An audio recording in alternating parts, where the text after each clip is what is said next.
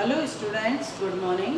Next lecture के अंतर्गत हमारे द्वारा उपकरणों का प्रयोग किया जा रहा है, कैसे हम आंकड़ों का संग्रहण करेंगे। इसके अंतर्गत हमारे द्वारा जनगणना और प्रतिदर्श सर्वेक्षण का अध्ययन किया जाएगा।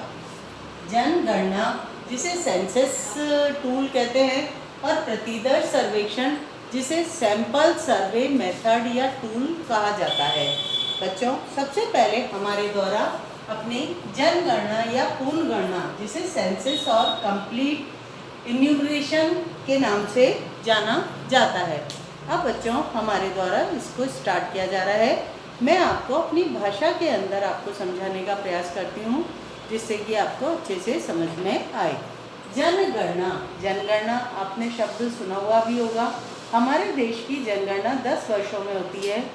1881 से लगातार हमारे 10 वर्ष के पश्चात सरकारी जनगणना की जाती है और इसके अंदर हमारी अर्थव्यवस्था में रहने वाले सभी लोगों की व्यक्तिगत सूचनाओं की जानकारी हमारे को प्राप्त हो जाती है कि टोटल पॉपुलेशन कितनी है, कितनी महिलाओं की संख्या है, कितनी पुरुषों की संख्या है, कितने ग्रामीण क्षेत्रों में रहते हैं, कितने शहरी क्षेत्रों में रहते हैं, कितना साक्षरता का प्रतिशत है आदि बहुत सारी जानकारियां हमें इस जनगणना के मेथड से प्राप्त हो जाती है। जनगणना या पूर्ण गणना और फिर प्रतिदर्श सर्वेक्षण मेथड। प्रतिदर्श सर्वेक्षण मेथड जो आपके दे रखा है इसे सैंपल मेथड भी कहते हैं। कई बार समष्टि का आकार बहुत बड़ा हो जाता है। अब आप ये कहेंगे कि समष्टि कहाँ से शब्द आ गया मैडम? समष्टि मतलब जितने भी जैसे हमें आंकड़े चाहिए, हमें क्लास में प्रवेश करने वाले 11th क्लास में प्रवेश करने वाले विद्यार्थियों की मार्क्स चाहिए 10th के। तो मैं तो इकोनॉमिक सब्जेक्ट की हूँ, मेरे पास आर्ट्स या कॉमर्स के बच्चे होते हैं इकोनॉमिक सब्जेक्ट के अंदर। तो मैक्सिमम मान लो आपके 40 बच्चे या 52 बच्चे हैं टोटल इकोनॉमिक्स पढ़ने वाले, जिसके अंदर आपके 24 तो आपके बच्चे इससे हैं और आपके 28 बच्चे जो हैं आपके कॉमर्स से हैं और 24 बच्चे आपके आर्ट्स फैकल्टी से बच्चों ने लिए। तो एक तरह से 52 बच्चों का रिकॉर्ड मुझे चाहिए। तो 52 बच्चे कोई खास ज़्यादा बच्चे नहीं होते हैं। ऐसी स्थिति के अंदर मैं क्या करूँगी कि 52 बच्चों से व्यक्तिगत रूप से आंकड़ों का संग्रहण करूँगी, या फिर मैं क्या करूँगी, आर्ट्स के अंदर 2 बच्चे लगा दूँगी और कॉमर्स में 2 बच्चों को लगा दूँगी।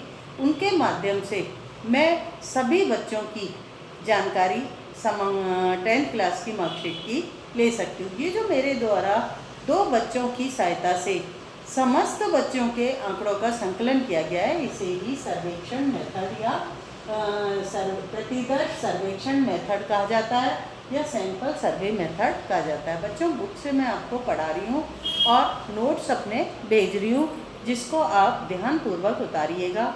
वहाँ पर मैं आपको बाद में नोट बताऊंगी किस तरह से आपको उतारने। आपकी बुक के अंदर पेज नंबर 14 निकाल लीजिए और इसमें जनगणना प्रतिदर्श सर्वेक्षण पर आ जाइए।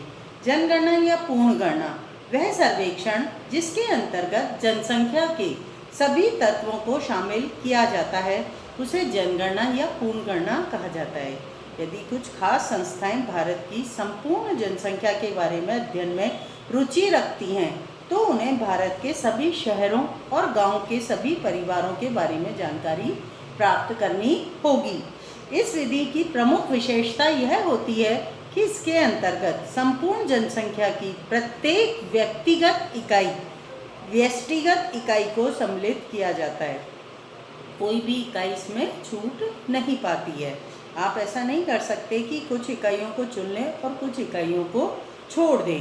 आपने संभवतः भारत की जनगणना के बारे में सुना होगा। जनगणना हर 10 वर्ष में होती है। अभी 1921 की जनगणना के आंकड़े आते हैं हमारे देश में, लेकिन अभी ये कोरोना काल के अंदर हमारे देश में ये कार्य पूर्ण नहीं हो पाया है, जो हर 10 साल में एक बार होती है।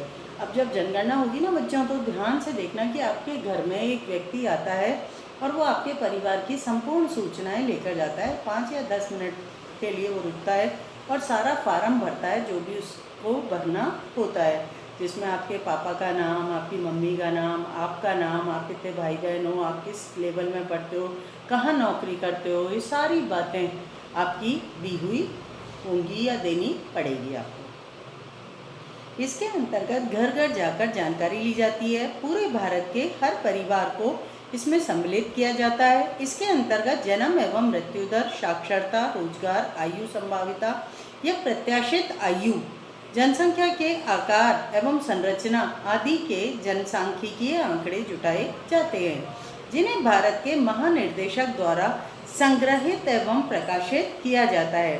भारत में पिछली जनगणना फरवरी 2001 में की गई थी। बच्चों ये बुक पुरानी है मेरी, नया एडिशन आया होगा, उसमें आपको स्पष्ट होगा 2011 में हमारी जनगणना हुई थी। लास्ट जनगणना 2011 में हुई थी। यहाँ पर देखो आपके एक चित्र सा बना हुआ है जिसमें एक व्यक्ति घर के अंदर से निकला और दूसरा बाहर से आया है। क्या कह रहा है? मैं जनगणना विभाग से हूँ, क्या आपके कीमती समय में से 15 मिनट ले सकता हूँ? जनगणना जो 2001 की थी उसके अनुसार भारत की जनसंख्या 102.70 करोड़ थी। जब 2011 की थी तब हमारे 121.02 करोड़ टोटल पॉपुलेशन थी। जबकि वर्ष 1901 की जनगणना के अनुसार 1901 मतलब 100 वर्ष पूर्व की जनगणना की बात कर रहे हैं ये जनसंख्या 23.83 करोड़ थी। 100 वर्ष की अवधि के दौरान भारत की जनसंख्या में 78.87 करोड़ की वृद्धि हुई है। वर्ष 1981 की जनगणना से प्रकट होता है कि 1960 और 70 के दशकों के दौरान जनसंख्या वृद्धि दर लगभग एक समान ही थी। वर्ष 1991 की जनगणना से ज्ञात होता है कि 1980 के दौरान जनसंख्या की वार्षिक वृद्धि दर 2.14% थी, जो जनगणना 2001 के अनुसार 1990 के दशक में 1.93% कम हो गई थी। ये हमारे जो आंकड़े एकत्र हुए थे उसके बारे में सारी सूचना इस पैराग्राफ में दी हुई है और आगे पीछे की हुई जनगणनाओं से उसका कंपैरिजन भी बताया गया है। एक बॉक्स दे रखा है बच्चों, उसमें 2001 की जनगणना संबंधित कुछ बातें कही गई हैं, उसको पढ़ रहे हैं अपन। 1 मार्च 2001 को 12 बजे भारत की जनसंख्या 102 करोड़ 70,15,247 हो गई थी, जिसमें 53 करोड़ 12,77,078 पुरुष थे और 49 करोड़ 57,38,169 स्त्रियां थी। इस प्रकार भारत चीन के बाद 1 अरब की संख्या को पार करने वाला विश्व का दूसरा देश हो गया था। ये हमारी जनगणना जो विधि दे रखी है पूर्ण गणना विधि है, नोट्स के अंदर आपको अच्छे से समझ में आ जाएगी शॉर्ट में। और बच्चों जनगणना विधि के बाद पहले उसकी मेरिट डीमेरिट को कर लेना, वो आपके नोट्स के अंदर मिलेगी। उसके बाद फिर स्टार्ट करना आप अपनी प्रतिदर्श सर्वेक्षण को, फिर उसकी विधि को लिखने के बाद आप अपने उस पर मेथड पर चल जाना, जिसे हम क्या कहते हैं मेरिट डीमेरिट के अंतर्गत। पहले तो प्रतिदर्श सर्वेक्षण को लिखना, फिर प्रतिदर्श सर्वेक्षण के बाद यादृच्छिक और अयादृच्छिक जो इसके 2 प्रकार दे रखे हैं उनको लिखना, और उसके बाद फिर आप अपने चाहें तो उसकी मेरिट और डीमेरिट को लिख लीजिएगा। लेकिन गणना जनगणना पूर्णगणना की मेरिट डीमेरिट उसके तुरंत बाद ही लिख लेना यदि नोट्स में बाद में भी आती है तो। अब प्रतिदर्श सर्वेक्षण या सैंपल सर्वे के अध्ययन को करते हैं। सांख्यिकी में समष्टि शब्द का अर्थ होता है, ये लाइन नोट कर लेना बच्चों और कॉपी में जरूर लिख लेना, समष्टि की परिभाषा है ये। सांख्यिकी में समष्टि शब्द का तात्पर्य होता है अध्ययन क्षेत्र के अंतर्गत आने वाली सभी मदों या इकाइयों को की समग्रता। समष्टि एक ऐसा समूह होता है जिस पर किसी अध्ययन के परिणाम लागू हो सकते हैं। सर्वेक्षण के उद्देश्य के अनुसार किसी समष्टि के अंतर्गत सदैव ऐसी व्यष्टिगत इकाइयाँ या मदें आती हैं जिनमें कुछ विशेषताएं होती हैं। जो ये विशेषताएं क्या होती हैं, वो अपने समूह का प्रतिनिधित्व करती हैं। जैसे क्लास का मॉनिटर, 11A का मॉनिटर, 11B का मॉनिटर, 11C,D,E,F का मॉनिटर पूरी क्लास के बारे में संबंधित सभी जानकारियों को रखता है और वो सामने वाला पूछेगा तो उसे भी दे सकता है। तो ऐसी व्यष्टिगत इकाइयाँ सैंपल के रूप में यूज़ की जाती हैं। प्रतिदर्श चुनने में पहला कार्य समष्टि की पहचान करना होता है। हमें किन के आंकड़े प्राप्त करने हैं, समष्टि से मतलब संपूर्ण आंकड़े हमें किनसे प्राप्त करने हैं। एक बार जब समष्टि की पहचान हो जाती है तो शोधकर्ता सर्वेक्षक एक प्रतिनिधि प्रतिदर्श को चुनता है, क्योंकि समस्त समष्टि का अध्ययन करना कठिन कार्य हो जाता है। कोई भी प्रतिदर्श अपनी उस समष्टि के एक खंड या एक समूह का प्रतिनिधित्व करता है, जिससे सूचना प्राप्त की जा सकती है। एक आदर्श प्रतिदर्श सामान्यतः समष्टि से छोटा होता है। यदि 552 विद्यार्थियों के आंकड़े चाहिए हमें, तो हमारे द्वारा 2 मॉनिटर आर्ट्स से और 2 मॉनिटर कॉमर्स से, तो 52 व्यक्तियों का प्रतिनिधित्व कौन कर रहा है? केवल 4 इकाइयाँ। तो समष्टि तो क्या है हमारी? 52 विद्यार्थी, और हमारे जो प्रतिदर्श हैं वो क्या है? 4 जिन व्यक्तियों को चुना गया है वो। तो समष्टि से सदैव छोटा होता है क्या? प्रतिदर्श समष्टि से छोटा होता है तथा अपेक्षाकृत कम लागत एवं कम समय में समष्टि के बारे में पर्याप्त और सही सूचनाएं प्राप्त करने में सक्षम होता है। मान लीजिए कि आप किसी क्षेत्र विशेष के लोगों की औसत आय के बारे में अध्ययन करना चाहते हैं। गणना विधि के अनुसार, गणना मतलब जनगणना विधि के अनुसार, ये जो जनगणना विधि है, जनगणना विधि के अनुसार आपको क्षेत्र के प्रत्येक व्यक्ति की आय का पता करने के बाद उसका कुल योग करके वहाँ के रहने वाले लोगों की संख्या का भाग देकर वहाँ के लोगों की औसत आय पता करनी होगी। इस विधि के अंतर्गत बहुत अधिक खर्च भी आएगा, क्योंकि इसके लिए भारी संख्या में परिगणकों की भर्ती करनी होगी। परिगणक कौन होते हैं? जो आंकड़ों का संग्रहण करने में अनुसंधानकर्ता की मदद करते हैं। इसके विकल्प के रूप में आप उस क्षेत्र के कुछ व्यक्तियों को प्रतिदर्श के रूप में चुन सककर उनकी आय को जान लेते हैं। चुने हुए समूह के व्यक्तियों की औसत आय ही उस पूरे क्षेत्र के लोगों की औसत आय बन जाती है। जैसे एक उदाहरण दे रखा है इसमें। शोध समस्या है मणिपुर राज्य के चूरा चांदपुर जिले के कृषि श्रमिकों की आर्थिक स्थिति का अध्ययन करना है। अब इसमें समष्टि तो क्या हो गई? चूरा चांदपुर के रहने वाले जिले के समस्त कृषि किसान जो भी हैं, कृषि श्रमिक जो भी हैं, और इसके अंदर प्रतिदर्श क्या हो गया? प्रतिदर्श मतलब जो सैंपल चुना गया जिसके माध्यम से हमने आंकड़ों का संग्रह किया। चूरा चांदपुर जिले के 10% कृषि श्रमिक, टोटल श्रमिक उसका 10% क्या हो गया? उसका प्रतिदर्श। अधिकतर सर्वेक्षण प्रतिदर्श सर्वेक्षण ही होते हैं। सांख्यिकी में इन्हें कई कारणों से प्राथमिकता दी जाती है। ये प्रतिदर्श कम खर्च में एवं अल्प समय में पर्याप्त विश्वसनीय एवं सही सूचनाएं उपलब्ध करा सकते हैं।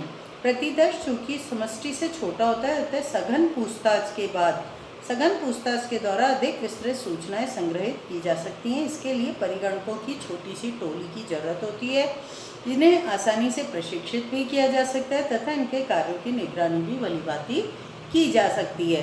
अब प्रश्न ये उठता है कि इस प्रतिदर्श का चयन कैसे करें? ये बहुत मेन समस्या है बच्चों। इसके अंतर्गत आपके 2 मेथड आते हैं, एक यादृच्छिक और एक अयादृच्छिक। अभी मैं पहले एक बार यहाँ पर पहुँचे फिर बताती हूँ क्या। प्रतिदर्श चयन के 2 तरीके प्रचलित हैं, जिन्हें यादृच्छिक और अयादृच्छिक प्रतिदर्श कहते हैं। इस दोनों विधियों के प्रतिदर्शों में अंतर का विवरण नीचे आगे दिया हुआ है। देखो मैं तुम्हें समझाती हूँ बच्चों। सबसे पहले यादृच्छिक प्रतिचयन और अयादृच्छिक, इसको हम लॉटरी विधि भी कहते हैं। जैसे मैंने बोला कि आपके 52 बच्चों की समष्टि और मुझे उनके आंकड़े चाहिए, तो मैं क्या करूँगी? 52 बच्चों के नाम एक बॉक्स के अंदर या एक कार्टून के अंदर या एक जार के अंदर डाल दूँगी लिख के कि इन सब बच्चों में से मुझे 4 बच्चे चाहिए। 4 बच्चों का मतलब हो गया 4 बार मैं चिट निकालूंगी। मैंने पहले बच्चे का सबको हिलाया, सारे बच्चों के सामने चिट डालने के बाद, और निकाल कर मैंने कहा ये शुभम खड़ा हो जाए और इसे अपनी क्लास के अंदर आंकड़ों का एकत्रीकरण करना है या सूचनाएं मेरे तक पहुंचानी है। फिर दूसरी बार हाथ डाला, दूसरे बच्चे का नाम आ गया, उसमें निधि आ गई। हाँ भाई निधि, आपको गर्ल्स के सबके आंकड़े का कलेक्शन करना है। फिर तीसरे बच्चे का लिया, फिर चौथे का लिया, तो 4 बच्चों का चयन किया। अब इसके अंदर मैंने कोई चीटिंग तो नहीं करी। मैंने सब बच्चों के सामने नाम लिख के चिट डाली एक जार के अंदर, कार्टून के अंदर, और मैंने सबके सामने ही निकाल कर 4 बच्चे पढ़ दिए कि ये बच्चों के माध्यम से। तो सैंपल को चुनने का वह तरीका जिसमें समष्टि की सभी इकाइयां शामिल होती हैं और किसी को भी प्रतिदर्श के रूप में चयनित किया जा सकता है। सभी के चुने जाने की समान संभावनाएं होती हैं। जो 4 बच्चे चयनित हुए हैं और जो बचे हुए 48 बच्चे चयनित नहीं हुए हैं, कोई से भी बच्चे चयनित हो सकते थे। ऐसा मेथड सैंपल को चुनने का जिसके अंतर्गत चयनित सैंपल और जो अचयनित सैंपल होता है, दोनों के समान रूप से चयनित होने की संभावनाएं होती हैं, उसे यादृच्छिक मेथड कहते हैं। और अयादृच्छिक मेथड प्रतिचयन किस तरह से किया जाता है बच्चों? इसमें पूर्व ज्ञान का प्रयोग किया जाता है, क्योंकि इसी स्कूल के विद्यार्थियों, आप 10th, 9th, 8th, 7th, 6th कई सालों से लगातार इस विद्यालय में पढ़ रहे हो।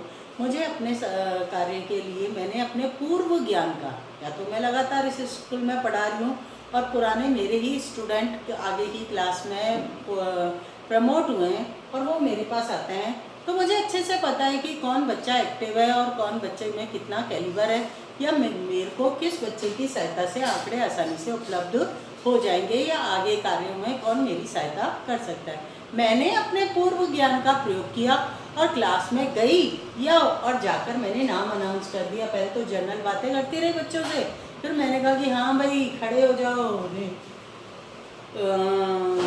निखिल खड़े हो जाओ, आपको मेरे लिए ये सारे कार्य करने हैं, आप क्लास के मॉनिटर हो। फिर नेक्स्ट बच्चे को कर दिया, फिर तीसरा कर दिया, चौथे को। क्या इसके अंदर उन सभी 52 बच्चों में से सभी के चुने जाने की संभावना थी प्रतिदर्श के रूप में? नहीं थी। क्यों नहीं थी? क्योंकि मेरे को तो मैंने अपने पूर्व ज्ञान का प्रयोग किया और मैंने उसके आधार पर ही चयनित कर लिया अपना सर्वे, अपना प्रतिदर्श, किसके माध्यम से मुझे अपने आंकड़ों का संग्रहण करना है। ये मेथड अयादृच्छिक प्रतिचयन का कहलाता है बच्चों। अब हम इसको, जो लॉटरी विधि होती है, यादृच्छिक प्रतिचयन लॉटरी विधि से आपको दिमाग में फिट हो जाएगा। और अयादृच्छिक मेथड के अंतर्गत पूर्व ज्ञान के आधार पर प्रतिचयन किया जाता है प्रतिदर्शों का। पढ़ लें बच्चों, या इसको आप खुद पढ़ के देखिएगा। बुक में पेज नंबर 16 और 17 पर आपके दे रखा है। चलो एक बार रीडिंग कर लेते हैं। यादृच्छिक प्रतिचयन, जैसा कि नाम से स्पष्ट है, यादृच्छिक प्रतिचयन वह होता है जहाँ समष्टि प्रतिदर्श समूह से व्यक्तिगत इकाइयों को यादृच्छिक रूप से चुना जाता है। मान लें कि सरकार एक क्षेत्र विशेष में रहने वाले परिवारों के बजट पर पेट्रोलियम पदार्थों की कीमतों की वृद्धि के प्रभाव की जांच करना चाहती है। इसके लिए 30 परिवारों का प्रतिनिधिक प्रतिदर्श प्राप्त करके उसका अध्ययन करना है। इनके चुनाव के लिए पहले उस क्षेत्र के सभी 300 परिवारों के नाम पर्चियों पर लिखे जाएंगे और फिर उन पर्चियों को पूरी तरह से आपस में मिला लिया जाएगा। इसके बाद उनमें से साक्षात्कार के लिए बारी बारी से 30 नाम पर्चियों द्वारा चुन लिए जाते हैं। यादृच्छिक प्रतिचयन में प्रत्येक व्यक्ति के चुने जाने की संभावनाएं होती हैं। चुना गया व्यक्ति ठीक वैसा ही होता है जैसा कि नहीं चुना गया व्यक्ति। उपयुक्त उदाहरण में 300 प्रतिदर्श इकाइयों की समष्टि में सभी इकाइयों 30 इकाइयों के प्रतिदर्श में चुने जाने का समान अवसर प्राप्त हुआ है। इस तरह से निकाले गए प्रतिदर्श को यादृच्छिक प्रतिदर्श कहा जाता है। इस विधि को लॉटरी विधि के नाम से भी जाना जाता है। यही प्रक्रिया यादृच्छिक संख्या सारणी की सहायता से भी ज्ञात की जा सकती है। अब आपके दिमाग में आएगा यादृच्छिक संख्या सारणी क्या होती है। बच्चों जैसे अभी इसके अंदर उदाहरण है 300 टोटल व्यक्ति हैं। कितने हैं टोटल? 300। अब 300 के अंदर कितनी यूनिट है? 1 2 3। 300 में 10 10 10। तो हम है ना, इनको पहले व्यक्ति को हम जो नाम देंगे 001 002 003 003, इस तरह से हम 300 सबके नाम लिख लेंगे। और फिर ये जो है, जैसे हमने इसका चयन किया, फिर इसका चयन किया, फिर इसका चयन किया, ऐसे 30 प्रतिनिधियों का लॉटरी विधि के माध्यम से चयन कर लेंगे। यदि यहाँ पर 3000 होते तो 3000 में 4 डिजिट हो जाती, तो हम 0004 हर व्यक्ति को उसी संख्या के अंदर उतनी संख्याओं में हम उस सारणी को बनाएंगे और उसके आधार पर फिर हम लॉटरी के माध्यम से चयन करते हैं। यही कहलाती है आपकी यादृच्छिक सारणी, संख्या सारणी। संख्याओं के अंदर हमने नाम दे दिए और जितने डिजिट है टोटल समष्टि के अंतर्गत उतने के आधार पर प्रत्येक के नाम का आधार रखा जाएगा। ऐसा नहीं लिखेंगे 1 2 3 0 पर। नेक्स्ट है, फिर इसके आगे बढ़ते हुए, क्या आप जानते हैं यादृच्छिक संख्या सारणी क्या होती है? यादृच्छिक संख्या सारणी इसलिए तैयार की जाती है ताकि समष्टि के प्रत्येक व्यष्टिगत इकाई के चुने जाने की समान संभावनाएं हों। ये सारणियाँ या तो प्रकाशित रूप में उपलब्ध होती हैं या फिर उपयुक्त गणक या कंप्यूटर के द्वारा बनाई जाती है। आप इस सारणी को कहीं से भी शुरू कर सकते हैं, अर्थात इस सारणी को कहीं से भी शुरू कर सकते हैं। किसी भी पृष्ठ संख्या पंक्ति बिंदु से उपयुक्त समूहों को 300 परिवारों में से 3 के प्रतिदर्श को चुनना है। यहाँ पर सबसे बड़ी संख्या 300 है जो 3 अंकों की संख्या है, इसलिए हम 3 अंकी यादृच्छिक संख्याओं का क्रमानुसार उपयोग करेंगे। हम 300 की संख्या से अधिक यादृच्छिक संख्या के ऊपर नहीं जाएंगे क्योंकि उससे बड़ी संख्या का कोई परिवार हमने नहीं चुना है। अतः 30 चुने गए परिवार इस क्रम में होंगे। ये क्रम आपके दिए हुए हैं बच्चों, इसको देखकर आप समझ सकते हो। यादृच्छिक प्रतिचयन को पढ़ लें। ऐसी स्थिति भी हो सकती है जब आपको किसी क्षेत्र के 100 परिवारों में से 10 को चुनना है। आपको ये तय करना है किन परिवारों को चुनें और किन्हें छोड़ दें। आप ऐसे घरों को चुन सकते हैं जो आपको लिए सुविधाजनक हो, या फिर अपने मित्र या परिचित के घर को चुन सकते हैं। इस मामले में आप 10 परिवारों को चुनने के लिए अपने निर्णय पूर्वाग्रह जैसे मैंने आपको उदाहरण दिया था ना मॉनिटर का चयन करते समय, ऐसी स्थिति में 100 परिवारों में से आपके द्वारा चुने गए 10 परिवार अयादृच्छिक प्रतिदर्श द्वारा नहीं चुने गए, यादृच्छिक प्रतिदर्श द्वारा नहीं चुने गए। अतः किसी अयादृच्छिक प्रतिदर्श और समष्टि की सभी इकाइयों के चुने जाने की समान संभावनाएं नहीं होती हैं। इसमें सर्वेक्षक की सुविधा निर्णय की भूमिका महत्वपूर्ण हो जाती है। दोनों शब्द नोट कर लेना और लिख भी लेना अपनी कॉपी में, यदि नोट्स में नहीं मिले तो। इन्हें चूंकि प्राय अपने निर्णय, उद्देश्य, सुविधा और नियत मात्रा के आधार पर चुना जाता है, अतः इसे अयादृच्छिक प्रतिदर्श के रूप में जाना जाता है। बच्चों, ये जो प्रतिदर्श सर्वेक्षण विधि होती है, इसके अंदर सामान्य रूप से हमें समस्याएं आती हैं। ये जो दोनों विधियाँ हैं, जनगणना, प्रतिदर्श, इसमें कुछ त्रुटियाँ या गलतियाँ हो जाती हैं आंकड़ों का संग्रहण करते समय। उनका अध्ययन हम कल करेंगे। त्रुटियों के प्रकार।